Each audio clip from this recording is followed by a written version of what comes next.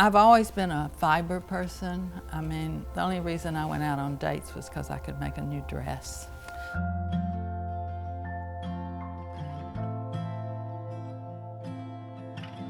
My name is Eleanor Lux, and I live in Eureka Springs, Arkansas, and I'm a fiber artist.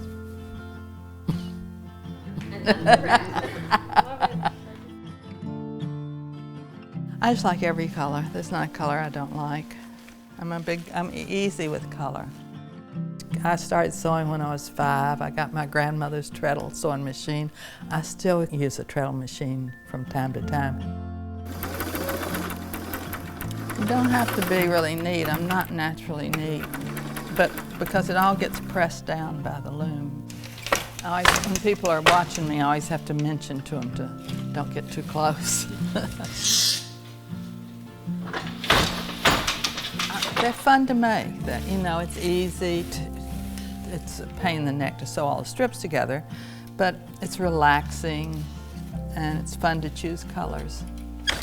This one is a 1940 loom, and it was a rug loom, and it's stronger than any loom I have. They just don't make them this strong anymore, and it's unusual because it's got the gears are metal and the brake and everything. I can look at what I've made. It looks, oh, that's a long one, isn't it? I don't know why I made it so long. Yeah, I like repetitive action, I finally figured out. I like to do a repetitive thing. I'm doing a repetitive motion. I don't really have to think about this. I just have to make sure my edges are straight, and so I'm off in another world. But I don't sit very well still, so this is a good solution.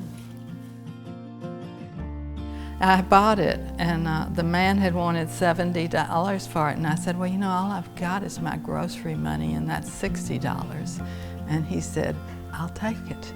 So then I had to come home and explain to Bob that I just spent the grocery money on yet another loom. And he said, all he said was, I'll go look at it.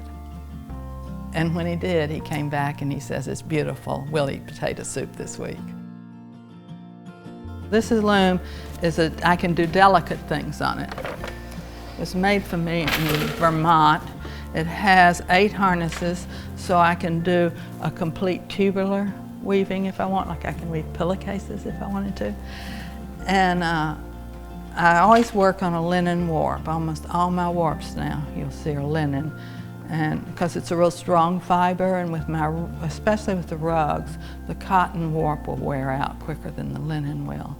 So I'm making tapestries with the Mexican theme. So this is a building that I saw in Mexico, and I'm slowly working on it.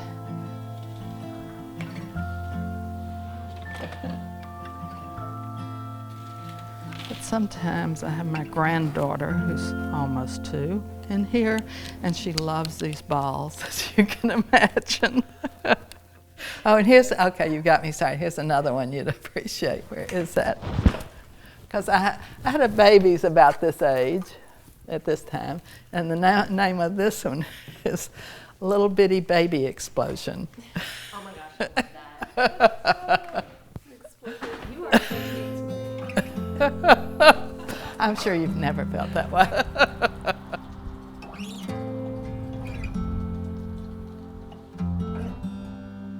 The most important thing for me had always been a family. I really wanted one, and here was a way I could earn a living and have my children under my feet, which I wanted, and everybody would be safe and happy. And I didn't need a lot of money. That was never a real goal. I just needed to pay my rent and eat.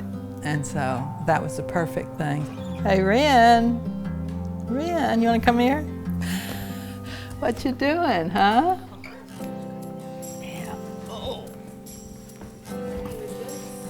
This is Ren. Where'd you get your earrings, Ren? They're lovely. She never can stop moving. She constantly has to be doing something with her hands. That's right. Maybe you should leave the yellows out. So take... Well, I like this one. Maybe we could do... Well, we were going to use this Oh, turtle. you're going to use that turtle. Isn't that like how you start out with what you're going to do and then you don't use it? People ask me about beading a lot, and they could think it's, oh my gosh, patience and everything. No, raising children requires patience. And the needle itself will find the holes, so you don't even have to have that good of eyesight to do it. And I like to travel, and I can't take a loom with me, and that's what got me started. So you can take a little box of beads, and that will keep you busy for a long time. But I can open these and show them to a 3-year-old, and they will not mess with them. They'll be so inspired to just look at them. So I just pull it open and say, oh yeah, there's my brown box. Lena's got them all organized. Every now and then you think of another thing you didn't know how to do. So I'll be taking classes all my life. Later on, I didn't know how to spin. But by that time, my children were older, and my mother came and helped me, and I went to Missouri and took a class on spinning. And just last year, I've got the craft schools here, and I thought I'd really like to get good at soldering. And so I went and took a class on solderings. What I'm doing is just putting things together, color-wise, shape, in design. I have no idea what they mean. So then my daughter, who started talking at an early age, and now she's 50, and I say, what is this? And she names it within 30 seconds. And some people might not have that feeling, but I just like to make things. I've always liked to make things. And I guess some people like to make sound and music, and I tried that, but I'm so bad at it. But you know, I can make things. So maybe it's not for everybody, but it is for a large amount of people.